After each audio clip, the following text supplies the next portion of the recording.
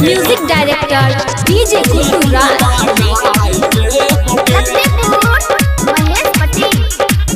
M recording studio Begusarai. होई तौने हमर तोहर अब सुन सगाई रे, काल्हे से पापा हमर दूल्हा खोजे जाई रे, हमरा के भूल जाइए।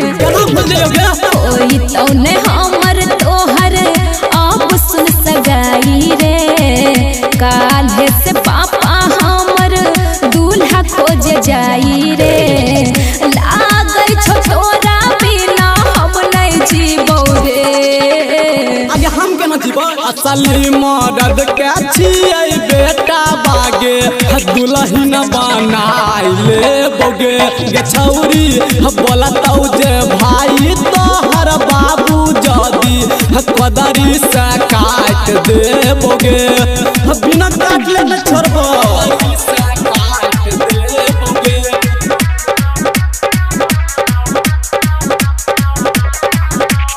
म्यूजिक डायरेक्टर डीजे गुड्डू राज, डीजे गुड्डू राज,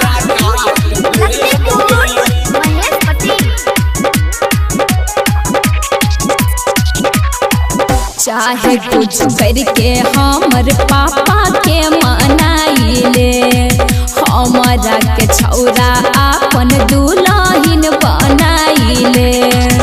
आगे पहले सपने छियै कह छियै जान हम ही देबौ तोरा से नूर गे, जाए नहीं देबौ तोरा अपना से दूर गे। छही नहीं तू हमर जाति छाट देतौ रे।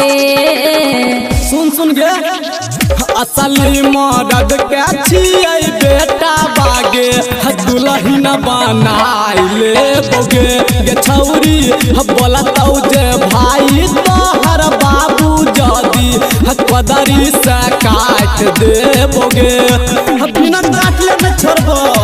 कदरी से काट दे बोगे।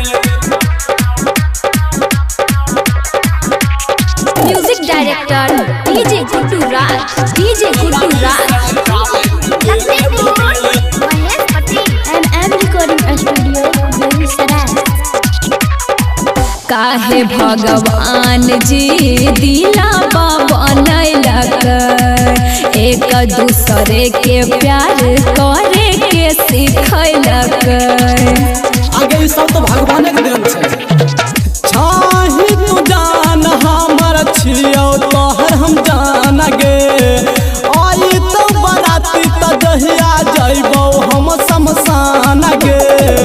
राइटर अमरजीत चंदन जाग जाना हो, सुनलही कहै छौ अभिषेक पावना गे, दुल्हन बनाई ले बोगे गे छौरी, बोलतौ जे भाई तोहर बाबू जदी कदरी से काट दे बोगे, एकदम काट देबो। M recording studio Begusarai.